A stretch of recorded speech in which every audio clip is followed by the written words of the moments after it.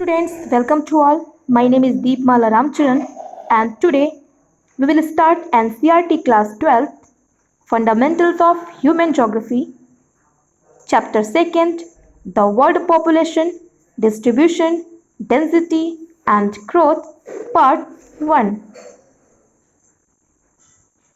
According to Ralph Waldo Emerson, no gold but only women and men can make a nation great and strong.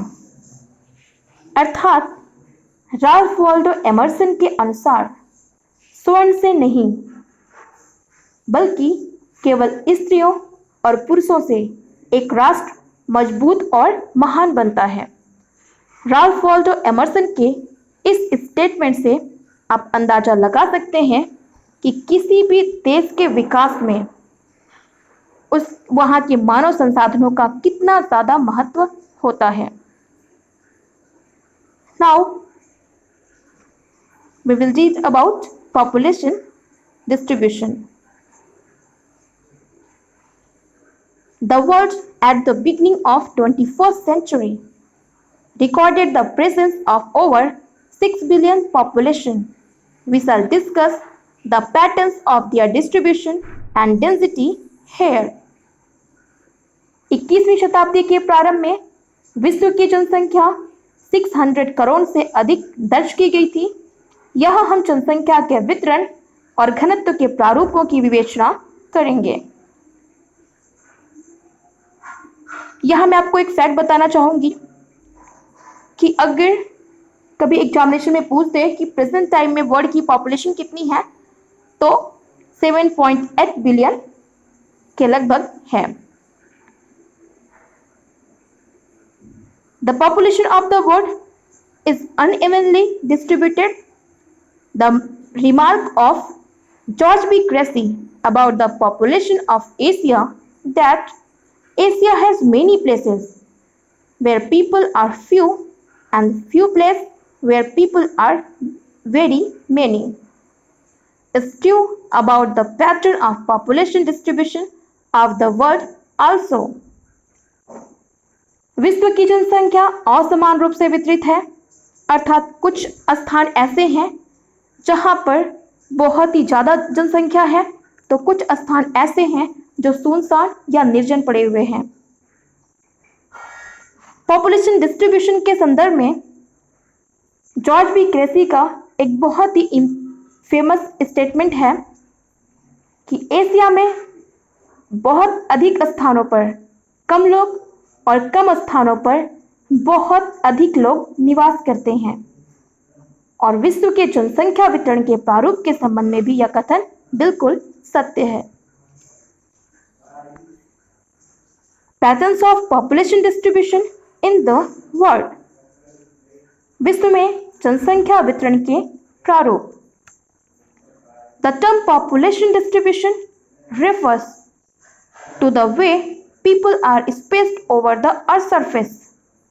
Broadly, 90% of the world population lives in about 10% of its land area. जनसंख्या वितरण शब्द का अर्थ भूतल पर लोग किस प्रकार से वितरित हैं इस बात से लगाया जाता है। सामान्य तौर पर विश्व की जनसंख्या का 90% इसके केवल 10% भूभाग पर निवास करता है।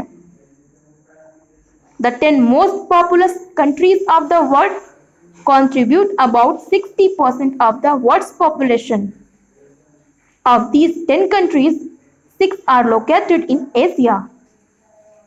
विश्व के 10 सर्वाधिक आबाद देशों में विश्व की लगभग 60% जनसंख्या निवास करती है और इन 10 देशों में से 6 एशिया में स्थित हैं। 10 most populated countries in the world, विश्व के 10 सर्वाधिक जनसंख्या वाले देश। First, China, India, United state of America, then Indonesia, Brazil, Pakistan, Nigeria, Bangladesh, Russia and then Japan.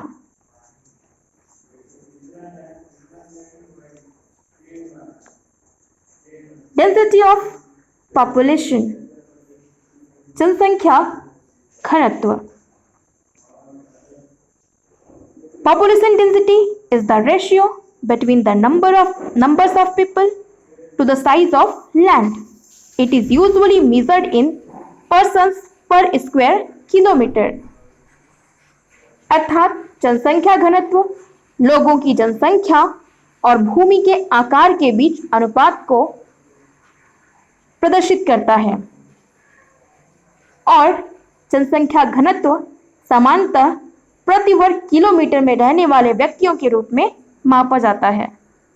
For example के लिए अगर हम देखें तो प्रेजेंट टाइम में जो इंडिया की पॉपुलेशन डेंसिटी है वो 382 पर्सन पर स्क्वायर किलोमीटर है, यानी इंडिया के पर स्क्वायर किलोमीटर में लगभग 382 पीपल्स रहते हैं। ठीक है, 382 लोग निवास करते हैं। ठीक है, now the formula of population density. Density of population equal to population upon area. जनसंख्या घनत्व इक्वल टू जनसंख्या बटा क्षेत्रफल। आपके एग्जाम में इसे इस तरह से पूछ सकता है कि पॉपुलेशन डेंसिटी को डिफाइन कीजिए, या फिर एक क्वेश्चन दे देगा और उसको सॉल्व करके आपको पॉपुलेशन डेंसिटी निकालनी पड़ेगी। तो आइए एक जो है क्वेश्चन भी देख लेते हैं।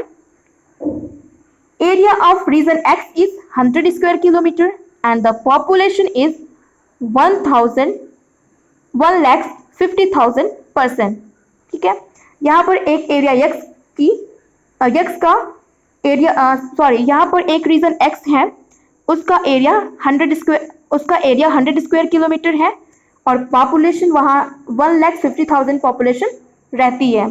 ठीक है, अब हमें इसका पॉपुलेशन डेंसिटी निकालना है। तो फर्स्टली हमारा जो फॉर्मूला था, सबसे पहले पॉपुलेशन अपॉन एरिया। तो पॉपुलेशन कितनी है 1,50,000, then divided by area 100 square kilometre. ठीक है, दोनों को डिवाइड करेंगे तो 1500 पर्सन पर स्क्वायर किलोमीटर, यह आपका आंसर आ जाएगा। यहाँ पे मैं एक चीज़ और मेंशन करना चाहूँगी, कई बार जो है बच्चे ये भी गलती करते हैं कि सारी कैलकुलेशन करने के बाद जो यूनिट होती है वो लिखना भूल जाते हैं। तो मैं आपसे रिक्वेस्ट करती हूँ कि जब भी आप जो है क्वेश्चन सॉल्व करें तो आंसर के आगे उसकी यूनिट लिखना ना भूलें। ठीक है, तो जो पॉपुलेशन डेंसिटी की जो यूनिट है वो क्या है, पर्सन पर स्क्वायर किलोमीटर है। ठीक है, and Asia has the highest density of population. Asia का जनसंख्या घनत्व विश्व में सर्वाधिक है। Now patterns of population distribution in the world.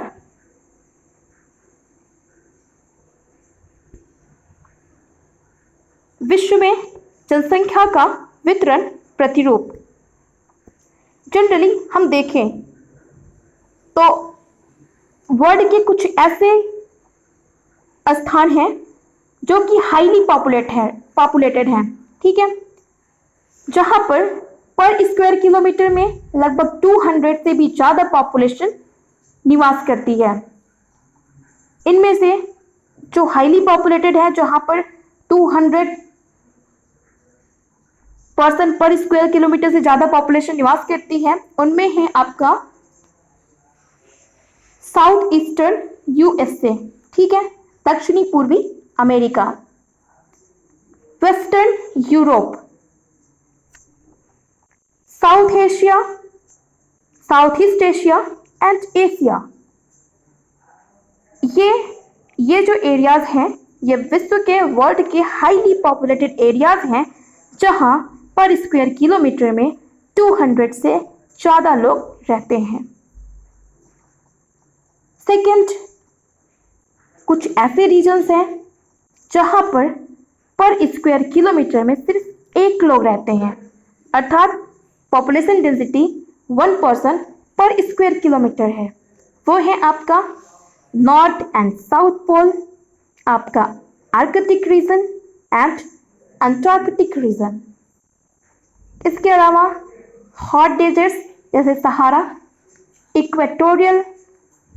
Equator के आसपास स्थित रीजन्स ऐसे रीजन्स हैं जहां पर जनसंख्या बहुत ही कम है। इसके अलावा इन हाईली पॉपुलेटेड और लेस पॉपुलेटेड एरियाज के बीच में कुछ ऐसे रीजन्स भी हैं जहाँ पे जो पॉपुलेशन डेंसिटी है वो मीडियम है, अर्थात यहाँ पे पर स्क्वायर किलोमीटर में लगभग 11 to 50% निवास करते हैं। आइए देखते हैं वो कौन से एरियाज हैं। जो मीडियम पॉपुलेटेड एरियाज हैं उनमें है आपका वेस्टर्न चाइना,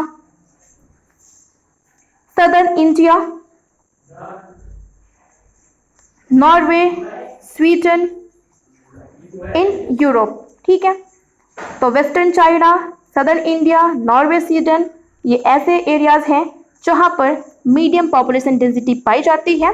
ठीक है, यहाँ की पॉपुलेशन डेंसिटी 11 to 50% पर स्क्वायर किलोमीटर है। Now factor influences the distribution of population, अर्थात जनसंख्या वितरण को प्रभावित करने वाले कारक। जनसंख्या वितरण को प्रभावित करने वाले जो कारक हैं उनको जनरली हम 3 पार्ट्स में डिवाइड कर सकते हैं। पहला है physical factors, second economical factor and third है सोशियो कल्चरल फैक्टर। ठीक है, अब हम पहला फिजिकल फैक्टर्स देखते हैं। ठीक है, भौतिक कारक, इसमें है अवेलेबिलिटी ऑफ वाटर, अर्थात जल की उपलब्धता। सेकंड है लैंडफॉर्म्स, ठीक है, यानी भू आकृति। थर्ड है क्लाइमेट, जलवायु। फोर्थ है सॉइल, मिट्टी। तो फिजिकल फैक्टर्स में ये 4 फैक्टर्स जो है इम्पॉर्टेंट है, जो किसी भी व्यक्ति के लिए बहुत ही ज़्यादा जो है आवश्यक माने जाते हैं।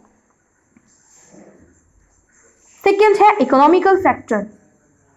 इकोनॉमिकल फैक्टर यानी आर्थिक कारकों में पहला है मिनरल्स, सेकेंड अर्बनाइजेशन अर्थात नगरीकरण, तीसरा है इंडस्ट्रियलाइजेशन अर्थात औद्योगिकरण। फिर आता है सोशियो कल्चरल फैक्टर्स, सामाजिक और सांस्कृतिक कारक।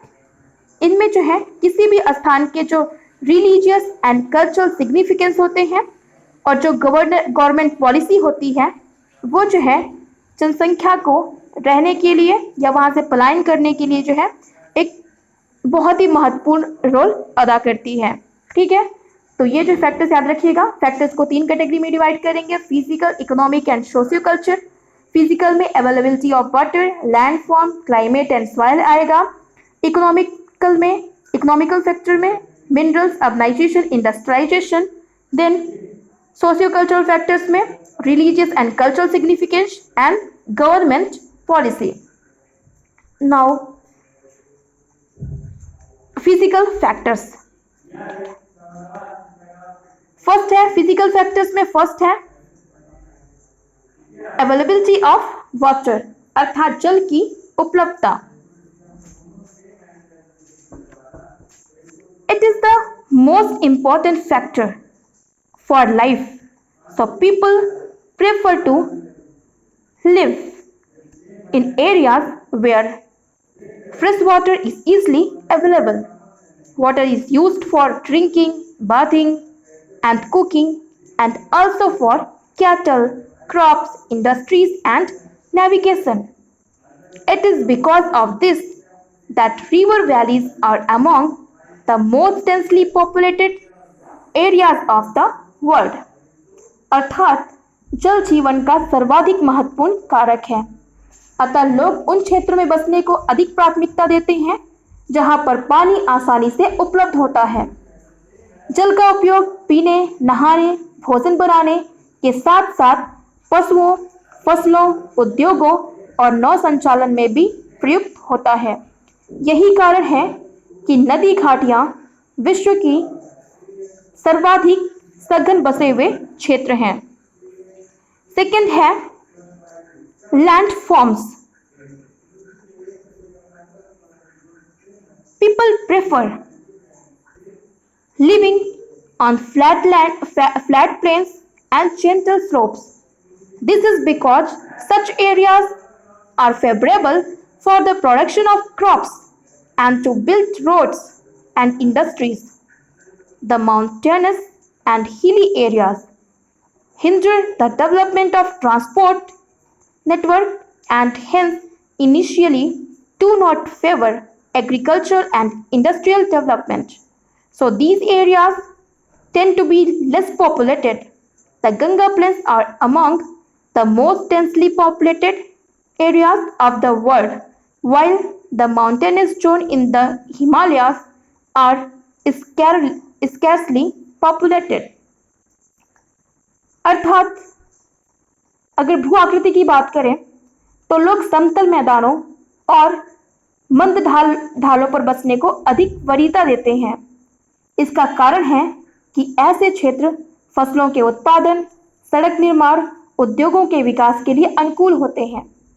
पर्वतीय और पहाड़ी क्षेत्र परिवहन तंत्र यानी ट्रांसपोर्ट नेटवर्क के विकास में बाधा उत्पन्न करते हैं। इसीलिए प्रारंभ में कृषि क्षेत्र और औद्योगिक विकास के लिए यह अनुकूल नहीं होते थे। अतः इन क्षेत्रों में कम जनसंख्या पाई जाती है। गंगा का मैदान विश्व के सर्वाधिक सघन जनसंख्या वाले क्षेत्रों में से एक है, जबकि हिमालय के पर्वतीय भाग की बात करें तो ये विश्व के विरल जनसंख्या वाले क्षेत्र हैं। थर्ड है क्लाइमेट यानी जलवायु। An extreme climate such as very hot or cold desert are uncomfortable for human habitation. Areas with a comfortable climate where there is not much seasonal variation attract more people. Areas with very heavy rainfall are extreme and harsh climate have low population. Mediterranean regions were inhabited from early periods in history due to their pleasant climate. अति उष्ण और ठंडे मरुस्थलों की विषम जलवायु मानव बसाव के लिए असुविधाजनक होती है। सुविधाजनक जलवायु वाले क्षेत्र जिनमें अधिक मौसमी परिवर्तन नहीं होते, अधिक लोगों को रहने के लिए आकर्षित करते हैं। अधिक वर्षा और अथवा विषम और बहुत ही हार्श जो जलवायु होती है, वहां पर ऐसे क्षेत्रों में कम जनसंख्या पाई जाती है। भूमध्य सागरीय प्रदेश सुखद जलवायु के कारण इतिहास के आरंभिक कालों से ही बसे हुए हैं। नेक्स्ट है सॉइल्स, मिट्टियां या मृदाएं। Fertile soils are important for agriculture and allied activities. Therefore, areas which have fertile loamy soils have more people living on them, as these can support intensive agriculture. अगर हम मिट्टियों की बात करें तो उपजाऊ मृदाएं कृषि और इससे संबंधित क्रियाओं के लिए बहुत ही ज्यादा महत्वपूर्ण होती हैं।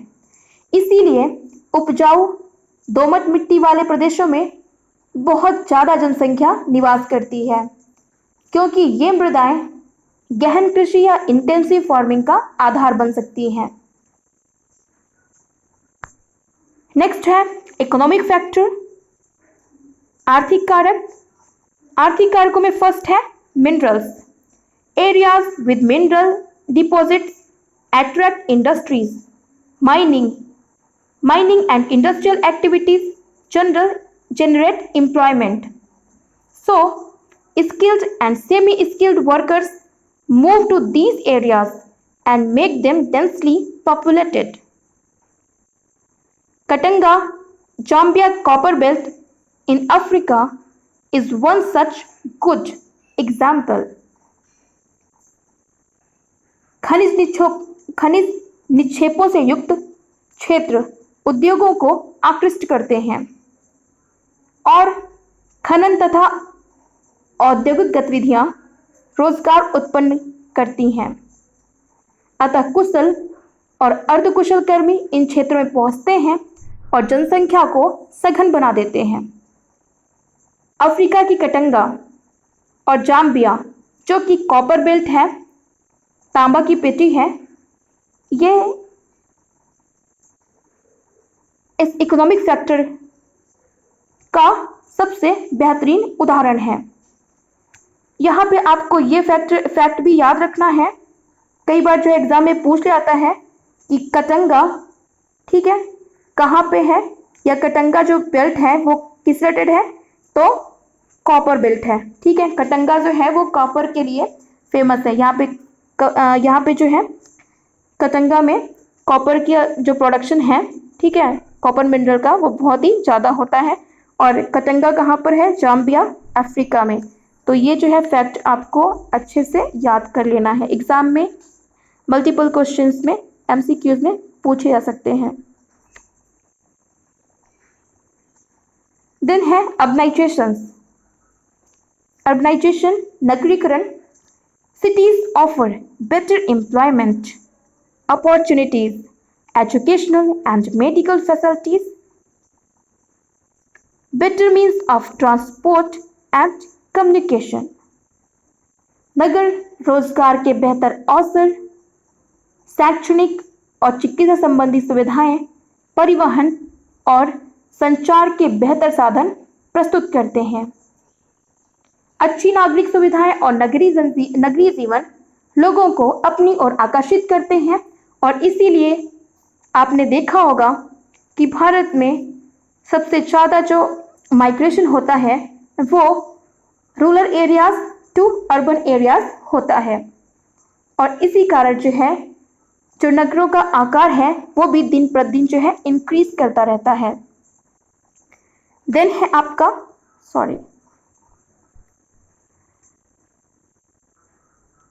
Industrialisation. Industrial belts provide job opportunities and attract large number of people. These include not just factory workers but also transport operators, shopkeepers, bank employees, doctors, teachers and other service providers. The Kobe Osaka region of Japan is thickly populated because of presence of number of industries. औद्योगिक पेटियां रोजगार के अवसर उपलब्ध कराती हैं और बड़ी संख्या में लोगों को आकर्षित करती हैं। इसमें केवल कारखानों के श्रमिक ही नहीं होते बल्कि परिवहन परिचालक, दुकानदार, बैंक कर्मी, डॉक्टर, अध्यापक तथा अन्य सेवाएं उपलब्ध कराने वाले लोग भी होते हैं। जापान का कोबे ओसाका प्रदेश अनेक उद्योगों की उपस्थिति के कारण सघन बसा हुआ है। तो आपको यहाँ भी ये चीज़ याद रखनी है कि कई बार पूछ सकता है कि जो कोबे ओसाका है वो कहाँ पर है, तो कोबे ओसाका ये जापान का इंडस्ट्रियल एरिया है, तो ये भी आपको याद रखना है। ठीक है, कोबे ओसाका जापान। नेक्स्ट है सोशल एंड कल्चरल फैक्टर्स, सामाजिक और सांस्कृतिक कारक। Some places attract more people because they have religious and cultural significance. In the same way, people tend to move away from places where there is social and political unrest. Many a time, governments offer incentives to people to live in sparsely populated areas or move away from overcrowded places. कुछ धार्मिक और सांस्कृतिक महत्व के कारण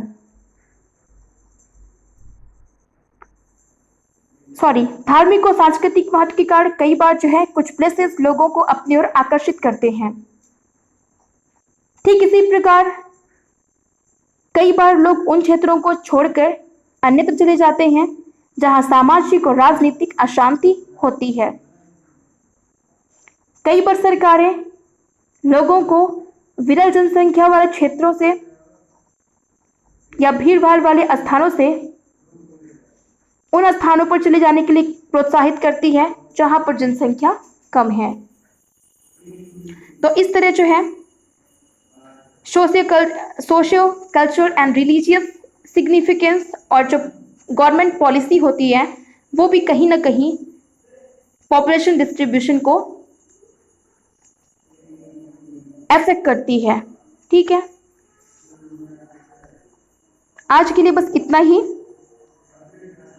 आज के lecture से रिलेटेड कोई क्वेरी हो तो आप मुझे नीचे दिए गए कमेंट बॉक्स में लिखकर पूछ सकते हैं। थैंक यू एंड जय हिंद।